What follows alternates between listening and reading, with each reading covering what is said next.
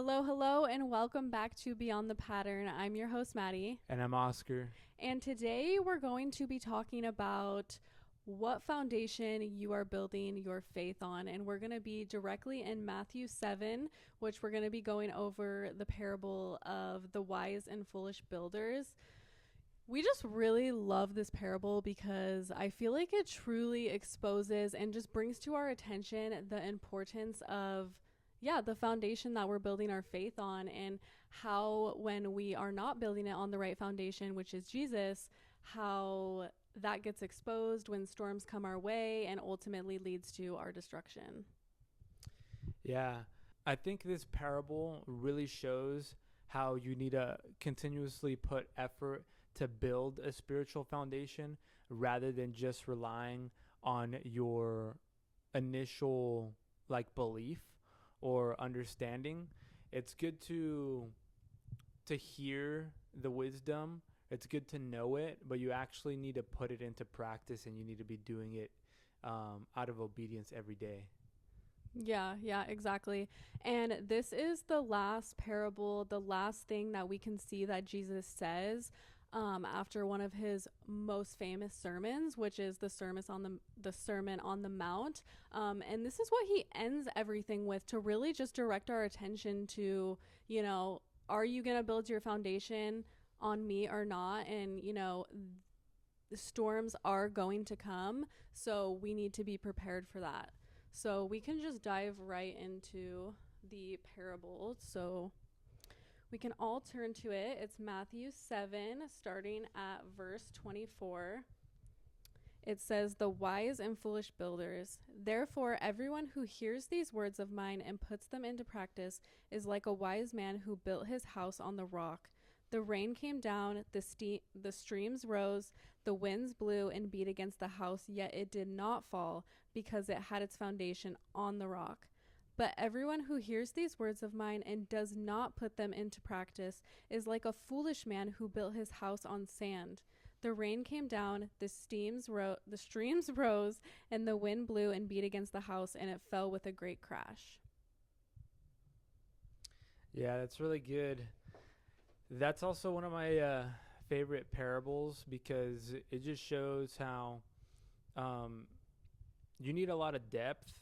It can't just be like a surface level faith. And I feel like that's something that or something that kind of was revealed to me, was that faith is not just believing something that someone says, believing the words that Jesus says, if you think they're true. But if you really believe, then you're going to actually put them into practice. You're not just going to listen to them and say, oh yeah, I think that's true, but you're actually going to live it out. That you need to live out the things that he's saying, and by those fruits of you living them out, you are showing your faith. Yeah, exactly. It's like we can clearly see that when he starts it off, he says, "Therefore, everyone who hears these words and puts them into practice." So it's not just about, okay, do we know what Jesus said? Which honestly, I feel like a lot of us might not even know what he says. But regardless of if you know or not, we are supposed to know, and then we are supposed to put them into practice. Because I feel like for me, for a long time, it's like I just went about things, saying that I believed in Jesus, and, that whole thing where it's like I was just saying, I'm a Christian. Yeah, I believe, I'm a believer. But I didn't study his words and his teachings. And once I really studied what he was saying and really got to know him, I feel like it's really hard to not put them into practice, So it's really about, hearing the words, studying them, knowing what his teachings are, getting to know him in general, because I feel like we can't truly know Jesus if we're not in the word, if we're not knowing what he says, because it's like, yeah, how do you even know somebody if you're not spending time with them? It's like you can hear about somebody, but you don't know them unless you have the encounter and the experience with them to where you truly get to know them. So I feel like I said a lot there, but I don't know if it was a little bit off topic or not. But No, I feel like that's really good. I think that like I've seen that a lot because growing up, I would see that there would be a lot of people that would proclaim their faith, saying, "Oh, I believe in God, I believe in Jesus, and that I believe that He died for us and resurrected." And but by the things that they would do in their life, it was kind of obvious to me, and it was tough because it was obvious to me that they weren't living according to God. And there would be other people, like some of my other friends that didn't grow up believing in God. They would see that and they would use that as like, oh, see, like it's kind of almost like they would use that as like a proof that God doesn't exist or something. Like, oh, they're saying they believe in God, but look at what they're doing, yeah, They're saying they believe in Jesus and they're trying to follow the word of God, but like, look at how they're living, And they were, like, they were not doing good things, And so, like, it was tough for me to like understand, okay, like when they would say like, oh, like I believe in God and like this doesn't define my relationship with God, like that they were doing dumb stuff, or bad things, it would make me question it too and make me ask the deeper questions of like, okay, does this actually represent God or your belief in God? If you're like saying you believe in God, but you're literally going the direct opposite way of what his teachings are, like you're clearly not embodying his teachings, or you're not doing God's will if you're doing the opposite. So it was just like really eye-opening to me, and it was something that I feel like I've seen throughout my life with people that are claiming to be Christians. And like there's a verse, Luke 6:46, Jesus says, "Why do you call me Lord, Lord, and do not do what I say?" And the foundation is obedience out of love, not legalism, but heart-based surrender. And so it's like you're doing it out of love, like you're in obedience out of love, not just because like you think it's the right thing to do. yeah, or like you have to do or that this. you have to do it. Yeah, It's not like a control thing. yeah. So like if you actually believe that the right thing to do is like follow what Jesus says, and you're not following what Jesus says, then you don't really believe. Yeah, and I think that going back to, the first thing, I personally have heard a lot of people talk about how it has directly, turned them away from the faith and turned them away from Jesus because of the hypocrisy and things like that go on with people where they are claiming to be a representation of God and they're not representing him good, which turns people away. Or, they're claiming, to be a representation, and they're saying to other people, hey, you need to be doing this, you need to be doing this, and just claiming all these things, but they're not even doing it themselves. So it's hard to really, look up to those people to lead you, because it's like, why are you telling me to do these things if you're not even living them out? And, that's just one of the biggest ways that we can, truly show who Jesus is just by, our walk and how we live out our lives. That's what's going to win people over. That's what's going to show them and bring them to the faith, is not by you going and telling them all these things. It's like you can only tell somebody so much, but they'll be able to see it in you. They'll be able to see Jesus in you, and they'll be able to see those fruits in your life. And that's ultimately what's going to, bring them to him. Yeah, I don't think that there's a better example of, influence on, like, let's say instead of trying to push it on someone, trying to tell them, oh, this is how you should be living your life. I think the best example to prove to them or to convince them is just to live it out yourself. Yeah. Like just to literally act out and embody the teachings of Jesus and show that it's coming from a place of like genuine truth, love, and humility, and with backed with purpose. And you'll start to convince people without talking to them about scripture or about God, because they'll start to see like the essentially like the energy that you're pushing, that you're putting, like you're just radiating off by like giving to people, serving people, loving people. They're going to see that, and they're going to be attracted to that, because they're going to see, wow, this person is such a good human being. And not just like, oh, they're acting good, but they're genuinely good, they're authentically good in the same way that Jesus was. And they're going to want to be the same. Like, how can they be like that? Like, I want to be like that, you know? And so it's going to be the best representation is literally just to live it out. And then people will want to follow in that same way. Yeah, exactly. And there's also a verse that says that you will know people by their fruits. And I think that that's an important thing to distinguish, is we are called to righteously judge others, to not condemn them, but we can see, if people are a true follower of Jesus by the fruits in their life and by their actions. And so we should really just be, paying attention to that. And we are called to do that. But kind of going back to the original topic is just, what foundation that we're building our life on. And we will see the fruits if we are building the foundation of Jesus on, if we are building our life on the foundation of the rock, which is Jesus. Yeah. Take it away. Yeah, I think this is one of the things that has really helped me, because once I found out, like, that I should be building a foundation, and what does that actually look like, I realized that this is actually what's going to keep my faith, because, it says in that verse or in that parable that you need a strong foundation for the storms.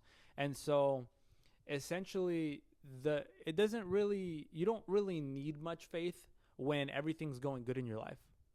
But as soon as everything starts going like against the way that you want it to, ideally, like if things just start going wrong in your life, like it could be anything, or it could literally be everything in your life.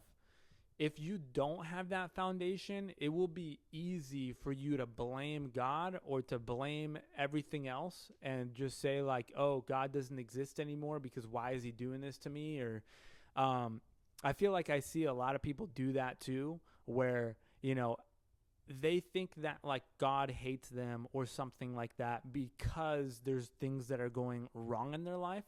And they're seeing it from a like external point of view, I feel like, of their life, where they feel like everything's happening to them, and they didn't, like, let's say, have any responsibility on why the things are happening in their life, when maybe some of them aren't, but a lot of times it's like people are doing this to themselves, and then they want to blame it on God, or blame, like, they thought that they could get away with lying their whole life, and then it finally, they have been getting away with it, and then finally something happens and their whole life is, ruined, or, something like that. And even in the case where it's not their fault, you need the strong foundation to stay at peace, because God will give you peace even in the hardest times of your life, knowing that he's in your corner and that he's there with you, and that it's actually a blessing that it's not worse. Because a lot of people will just look at it in the perspective of like, oh, this is so bad that this is happening to me. But when that's happening to you, you're coming from a place of being at a high in your life. So when you hit the low, you think that, oh, like, this is the worst it could ever get. But if you look at other people's lives, especially, like, if you start looking at your surroundings, like, you'll see that there's people in way worse situations than you are, and that it could actually be worse, and that it's actually a blessing that it's not any worse. And I feel like that's how you should look at it. You should always look at it from the glass is half full, and that you're actually blessed that it's not worse. You're not dead, Like, there's people that die every single day. And so you're still alive. You still have a chance.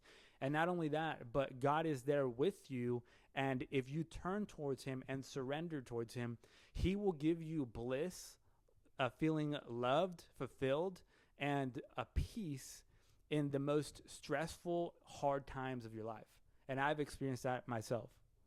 Yeah, I have too. And it's like, that is so crucial that we have that foundation so we can rely on God in those hard moments, because Jesus doesn't say if the storm comes, he says when the storm comes. So, we can see that storms are going to come. And so we need to be prepared for those.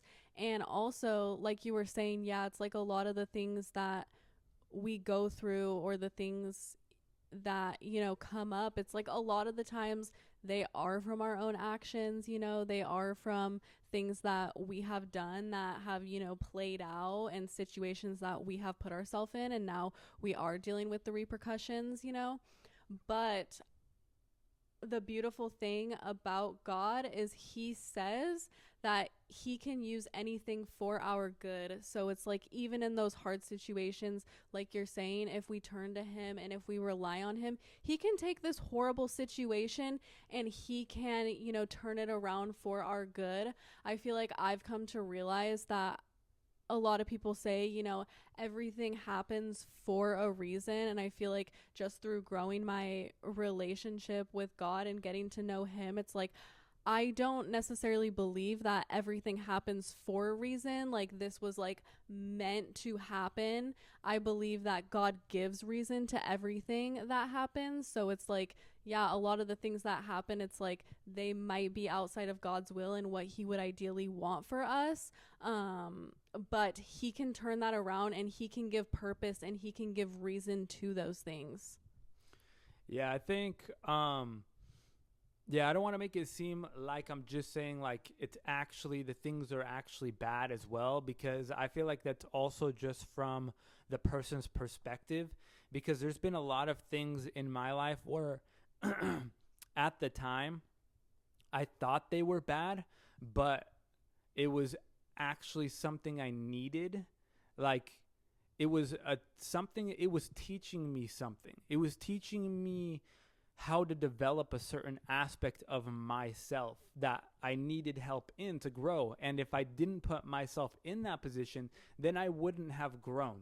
Like, so it's not just that, oh, these things are happening to you because you did something wrong, and that might be the case, but it also is the case where something seems like it's happening to you, and it seems like it's bad because it's like it's struggling, it's suffer, but God gives us purpose in suffering, and in that suffering, there's usually something that we learn from it. It's not usually, it's always, if you look at it from the perspective of God's will, there's something there that it's trying to teach you, whether it's something that you did to yourself or it's something that God is putting there so that you could develop a part of yourself. And I feel like I've been seeing a lot about the story of David, and how he became king, and when Samuel anointed David as king, he didn't just give him a crown and say, "Oh yeah, here you go, you're the king." He sent him to go fight a giant, and that was him conquering the giant, which no one else believed they could do, and he could do. No one else believed in him. He was given a challenge. And he's like, you're going to have to kill this giant. And this is what is going to define everyone actually believing in you, because no one believes in you now. And so by giving you that challenge, that's what's like part of the journey of him becoming a king. It's not like, oh yeah, you don't have to do anything. Here you go. There's just a crown for you. Yeah. And so it's like, I don't doubt it for a second that, David was like, dang, I really have to do this. Like, I have to go kill this giant right now. Like, he would much rather just take a crown and go sit on a throne. But he knows that this is what he has to do. You know? That is so good. That is such a good story. I love that story too. But yeah, I was thinking that too, is like we have to also look at it from the perspective of like what is God doing in this? And a lot of the times too, it can be a trial, it can be, a testing from God to, you know, reveal what he's working in us, because we do need refinement and we do need character development and these things, because it's like in that action of David, it's like what is fighting that giant and conquering that giant gonna do for him? It's gonna refine him and his character and help him step out boldly for God and rely on God in this moment where it's like he has to go up against a giant. He has to go up and fight this giant, and it's like in that moment he knows, I have to rely on God and his strength to get through this, because me and, with my own strength, there's no way that I can go defeat this giant when I'm just this, shepherd boy, like he didn't even have any training for this or anything. He literally just went out there and he just trusted God in the midst of this. And yeah, back to my point is like we don't know what God's doing in the middle of storms. We don't know what he's doing in the middle of trials, and it's really easy in the middle of it to get discouraged or to feel like you don't know what he's doing or that this isn't serving a purpose and it's just all bad. But it's like once you get out of that and you can reflect on the situation, you will probably see how much you have been able to grow and how God was there with you every step of the way, guiding your steps and helping you overcome this. And you will be able to see what you have gained through this, and it will deepen your intimacy with God, which is what he wants too. He wants nothing more than for us to be in this intimate relationship with him and get to know him more, and ultimately rely on him for everything in this life. Yeah, and I think God created the world in a way where he had to allow us to feel suffering or feel the bad things in life or things that are evil, because if he didn't give us that choice, then there would be no such thing as good. There would be no such thing as peace, as love. Like there needs to be like the depth of the bad for you to be able to experience the highs and the righteousness and the peace. Like think about like if every day was sunny, then you wouldn't appreciate when the sun comes out, because you would never experience the rainy days, and then you would never think, oh, like I want it to be sunny. So in that same way, like if everyone was the same, if everyone looked beautiful, no one would be beautiful, because if there's not the contrast of the possibility of there being, bad and good, or rainy and sunny, then you wouldn't appreciate one or another. And I think God just gives us purpose in each one, and he is showing us something in our struggles, in our suffering. And that's actually when most people, when they're struggling, that's where God was going to people to help them. It wasn't the people that like already felt like they were like, oh, they're good. They think they know it all. Well, yeah, it's like Jesus said that he came not for the healthy, but for the sick. He came to help the people that were sick, or well, he said it's not the healthy people that need a doctor, it's the sick. And everyone was confused why he's, hanging out with sinners and stuff. And he's like, I need to help these people. These people need me. So yeah. And those were the people who were the most hungry for like this spiritual, wisdom that he gave them, and the transformation, because it's not the people who already think that they're good. It's the people who are actually struggling, that are looking for purpose, and they're looking for God. They're looking for Jesus to save them, and I think that's why he says that, like, the people that are poor in spirit, essentially, are the people that will inherit the kingdom of righteousness, right? But essentially, it was just that the people that are actually seeking God, the people that are not like The people that know that they need Yeah, God, the they're people. like, I can't do this on my own. Like, I need you. I'm poor in spirit. I need your spirit. I need you here with me. Mm-hmm.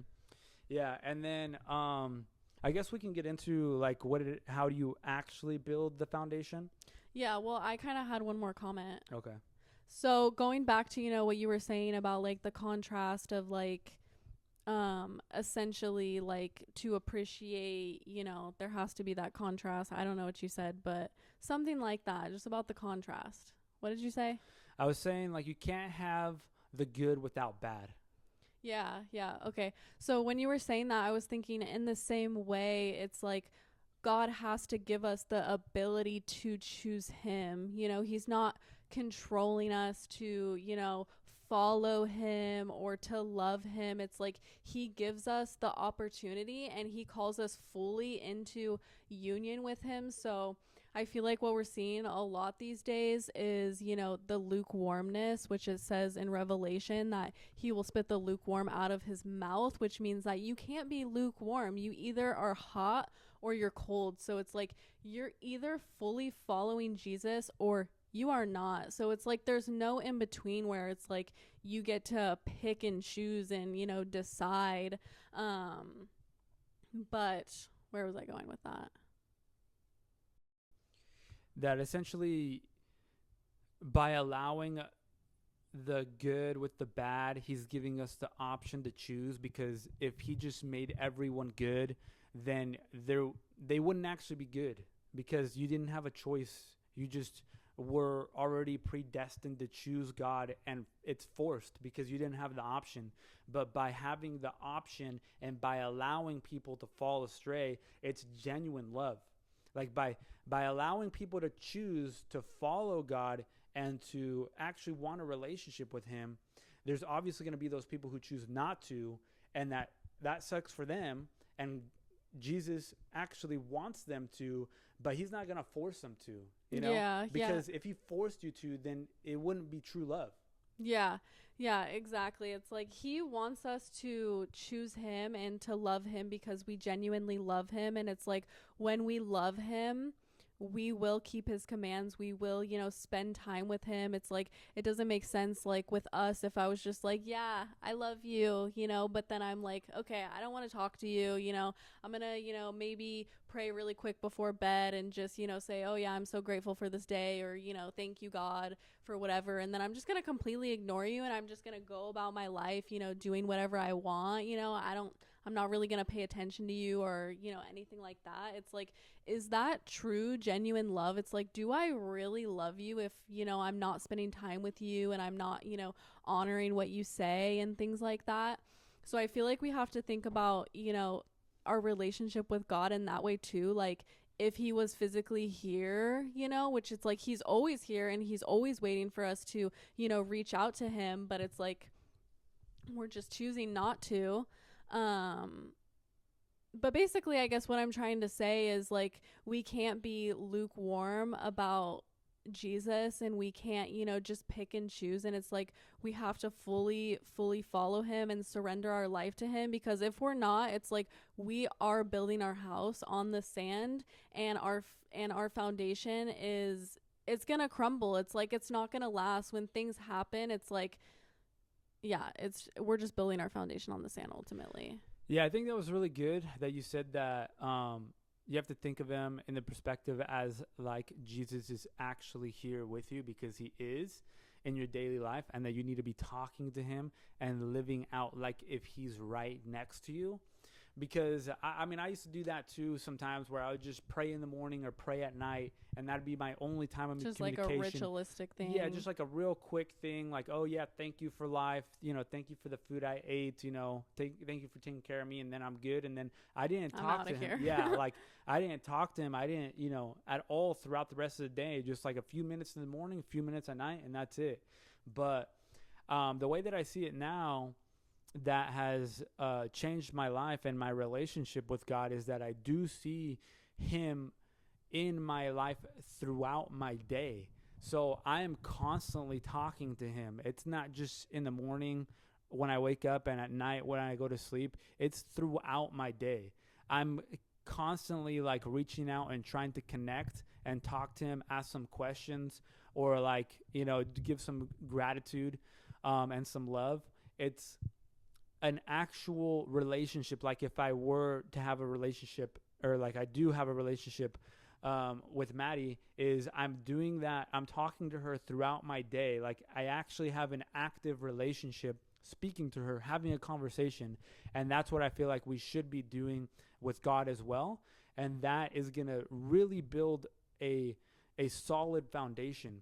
So it's not just like a quick little talk with him. And honestly, and also something that I just want to add too is I feel like we think about prayer as something where it's just like, okay, let me give gratitude or let me submit my request, and it's like that's great, but also it's like we need to be opening up ourselves to hear God speak as well. It's like we're not just supposed to be like, thanks God for this and this and this, and hey, can I also have this, and I'm really struggling with this, all right, bye. It's like, are we even opening ourselves up to hear from God, to hear what he wants to say to us? Because it's like, it's not just supposed to be this one-sided conversation where it's like we just bring it all and then we're just like, whatever, bye, and we don't even, ultimately give him the room or open ourselves up to hearing him speak. Because it's like, do we want to hear what God has to say? Do we want to see him in our lives, or do we just want to do this because this is what we're supposed to do,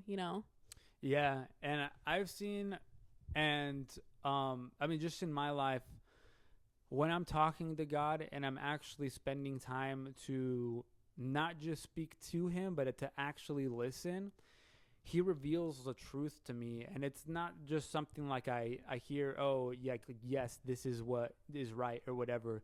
It's like a feeling, like an intuition that this just got revealed to you as a truth, and it's like, not that you think it or that you actually feel it, but it's like a different intuition that you just know it, like know it as like an absolute truth. Like, this just got revealed to you. This didn't come from your own thoughts. It didn't come from your own feelings. This came from outside of you. It's coming from God's will, not your own, Yeah, exactly. And I think that that's so important too. Like you're saying, it's like to just really listen and be able to, discern that. And it's like the more time that we spend with God, the easier that will get, because obviously, like, the first time you sit down, it's going to be hard to distinguish his voice or, things like that. So the more time that you spend with him, the easier it's going to be. And then also it's like, yes, he'll speak directly to you, and he'll also reveal things directly from scripture. So it's like, take it back to scripture, and if he does give you a word, take it back to scripture and test it, like, hey, does this align with his word? Because it's like, everything is ultimately always going to be in alignment with his word. He's not going to tell you something that goes against his word, so it's like, take it back and test it and see. And I've also had things in my life where, like, I'll ask God for it. Like, I'll be talking to him and ask him for something, and then just something will happen in my life that seems like a coincidence, and it'll just be like, there's no way. Like, it's just like too perfect, and it's literally speaking to me in the way like if it was an answer from God, because it is, and that it's like, okay, this is my answer here. It's like it's clear, and it might just look like a coincidence, like that's not connected from the outside, but it's like, to you understand that is a message for you. It's not a message for anyone else. So it is for anyone else like a coincidence, but for you, it's a direct message that you asked for, and he's telling you, Yeah, exactly. That's super good. And I was listening to a podcast the other day, and she was talking about how, like, specifically, like, when we listen to people on podcasts, or we listen to, like, we go to church and we hear our pastor or, somebody like that, and they're receiving this, like, revelation from God, and it's like, wow, like, this is so great, and it's like, we can also receive that revelation from God by sitting in his presence. Like, he will reveal things to you too. It's not just for, like, these special people, that are, like, in these positions. It's like, God is speaking to everybody, and he wants to reveal his truth to everybody. So it's like, you can also receive truth and revelation from him by, talking to him and opening yourself up, like we're saying, reading his word, and, things like that too. So it's like, you can get that. Yeah. And I feel like that takes a little bit of mental discipline, because it happens to me all the time where um, usually when I start off, or when I haven't talked to God in a while, where I'm actually trying to spend time with Him, where, yeah, like my brain is just rambling. And it's usually just of like my own thoughts, or just like thoughts that have been kind of put into my brain by kind of the things that I'm consuming, whether it's music, videos, or social media or anything like that. It's just rambling. It's just like going on like a bunch of different. All right, here we go. Camera died. Yeah, the camera died, so we're back.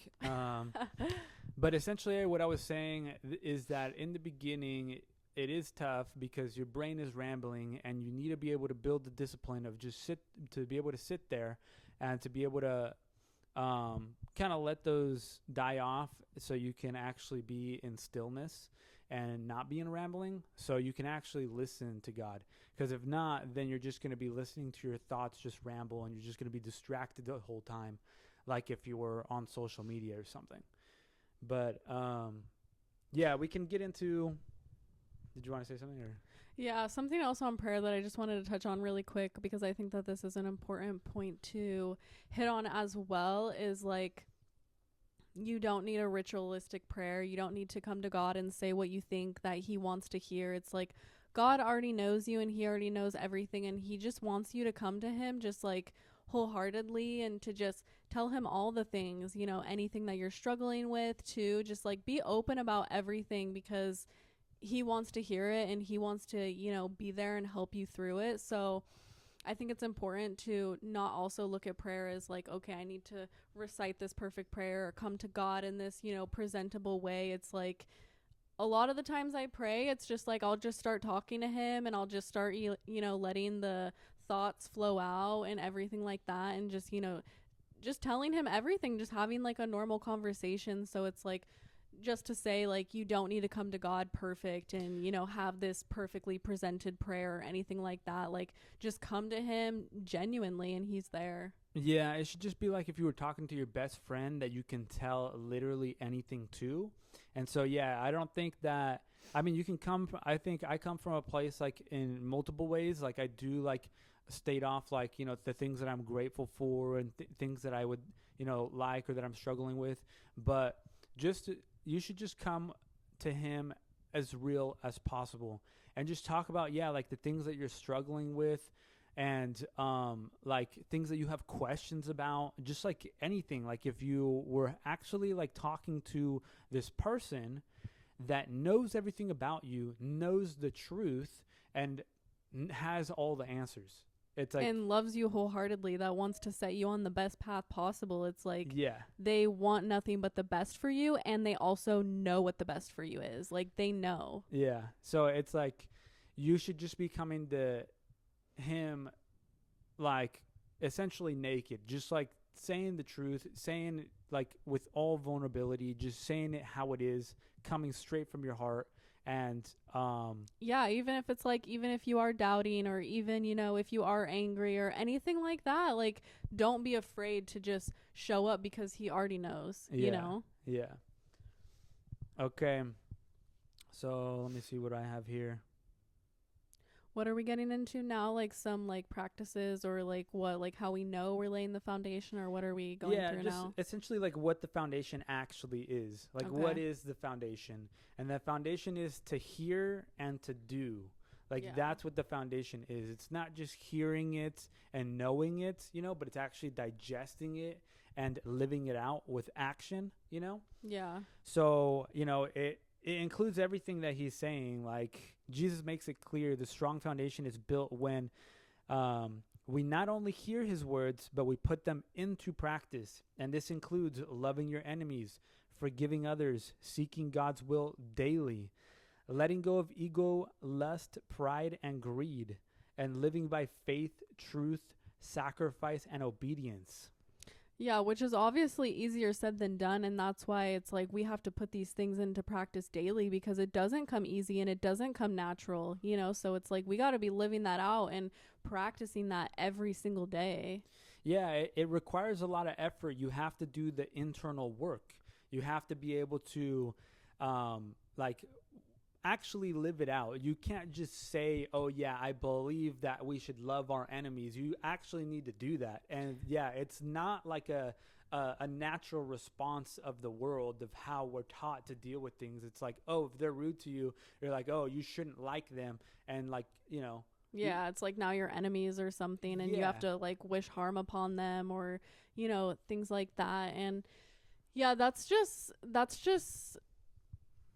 an amazing thing about God that I just love so much on my faith journey, is like just truly getting to know him and coming to him. And he's there helping you live out these things and renewing you and restoring you. It's like it's not my work, it's him working in me to transform me. Yes, I still have to show up, and yes, I still have to spend time with him and get to know him and all these things. But ultimately it's like those are just ways that we're letting him into our lives and letting him transform us and do the work through us. Yeah, there's a really good verse that I read yesterday in Corinthians when Paul was talking about on his journey when he was preaching to the churches. And he was saying essentially that it was almost like the people were starting to think about him and his friend Apollos as like almost like superstars and like idols. And he was saying not to do that. And he was referring to him as the planter of the seed and Apollos as the waterer of the seed. He says that him as the planter of the seed and Apollos as the waterer, like the nurturer of the seed, are actually nothing. You're just supposed to be doing that no matter what, but that's actually nothing. And what God is doing, his will is actually the growth of that seed. It's it turning into a flower or a tree or a plant just in general. Yeah. And that it's not Paul or Apollos that are actually making it grow. They're just doing the work of planting the seed and watering it, but God is the one that's actually making the miracle of the growth happen.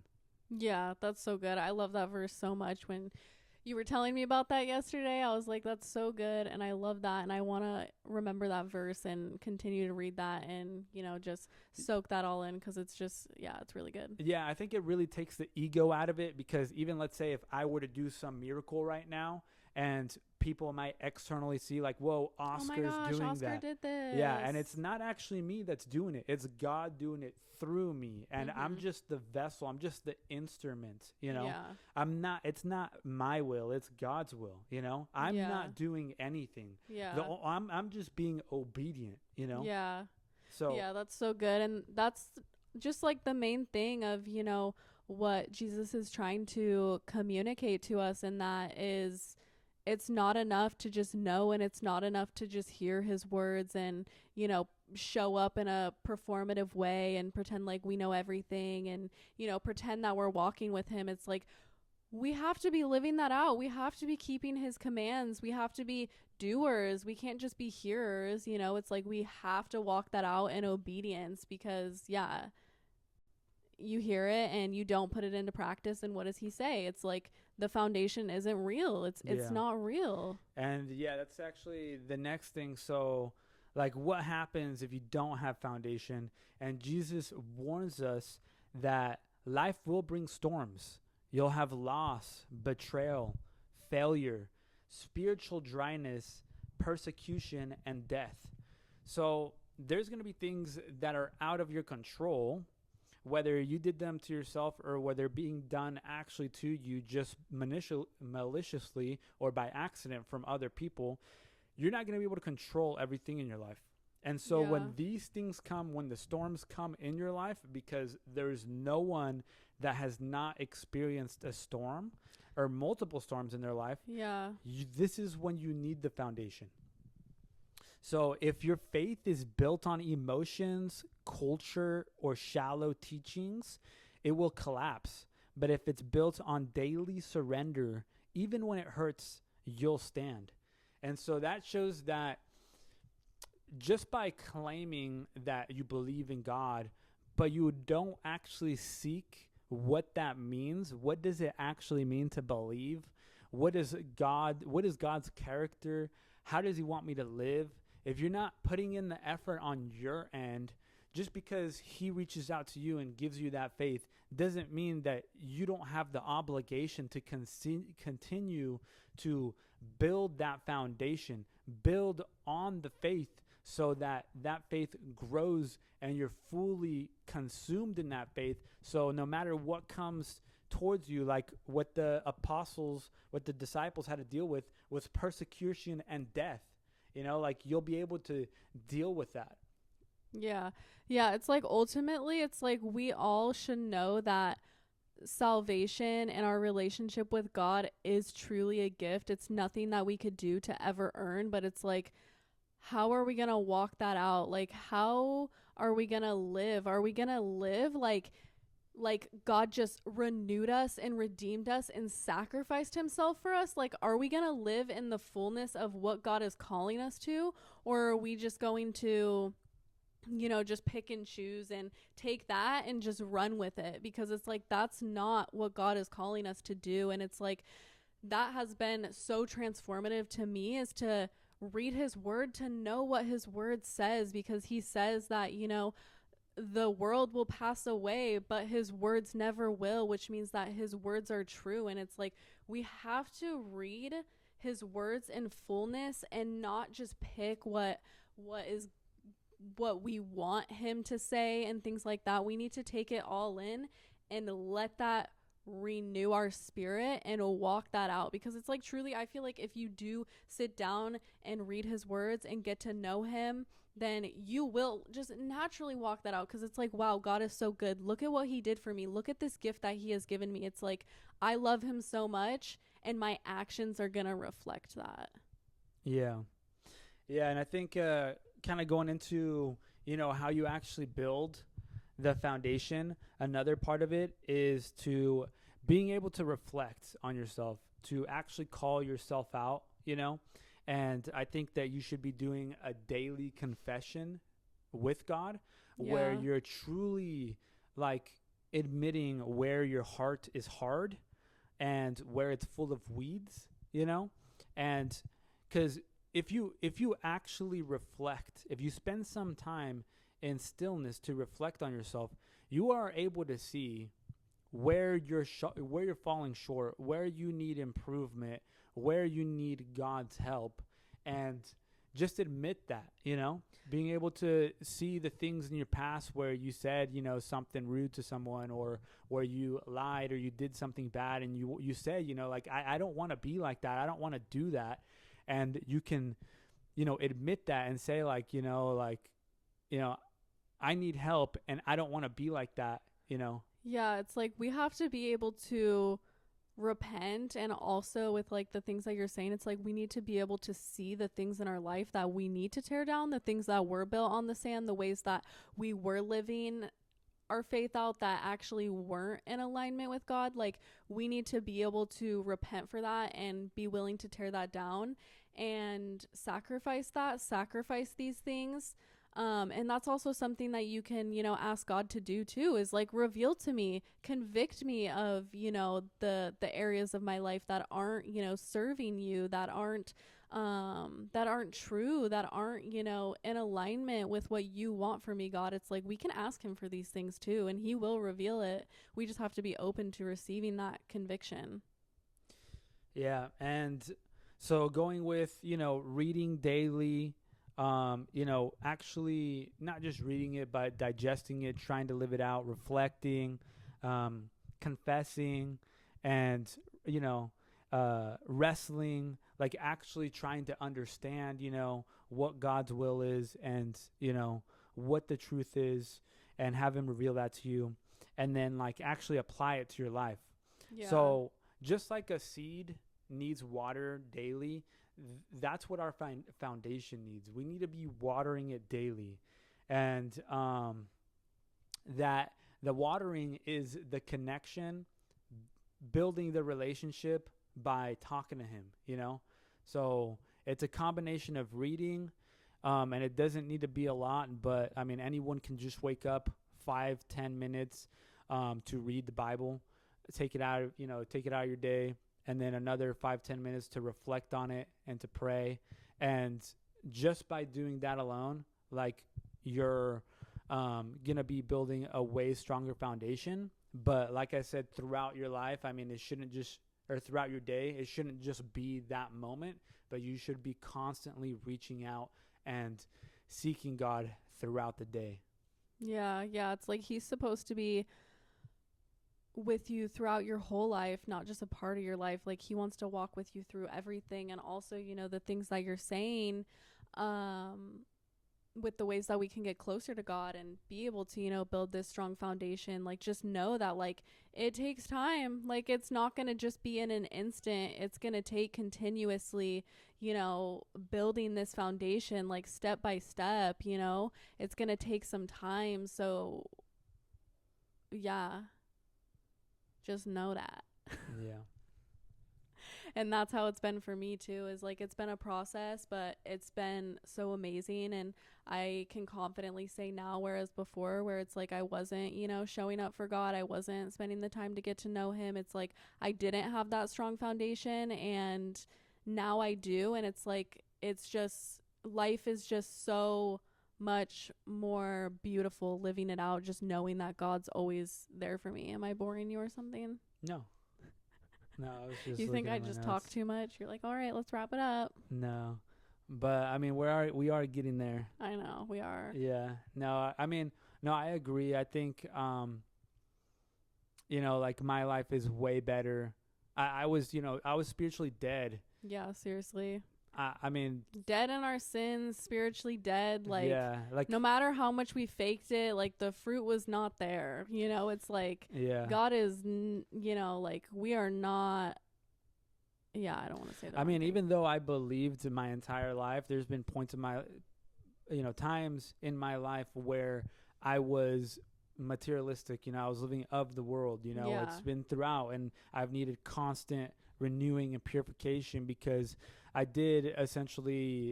fell away from my foundation, and there was something that, like, let's say tempted me, or something that, like, eventually, and it's honestly, it's just the daily things. Like, if you think that you're good, because there's been times where, like, oh yeah, like, I'm reading every day, like, I'm feeling really good, and I'm connecting with God, and then everything's going your way, in your favor, you could say. And then you think you're good, and I just don't think that I need to, pray every day anymore, or I don't think I need to be reading the Bible anymore, or, I think I'm good on this high horse. And then guess what? After, like, a month of not doing it anymore because I think I'm good, boom, well, I get hit with reality. Yeah, I feel like that's just, like, a testament to, like, where your faith is too, because it's like, if you have true faith, it's not like you're just going to be like, all right, like, I got this now. Like, thanks so much for getting me to where you got me, God. Like, I'm good. Like, obviously there's going to be times where, things are more difficult. Maybe, like, we aren't spending as much time with God, but it's like, we will always know that, like, he's there. So it's like, when we have, like, the true foundation that we're building on, it's like, we are going to know always that we need him, and to, keep turning to him, and, stuff like that. So it's like, your daily life and, like, the storms, like, they're just going to actually reveal your faith, Yeah. All right. Well, yeah, is there anything else that you want to talk about?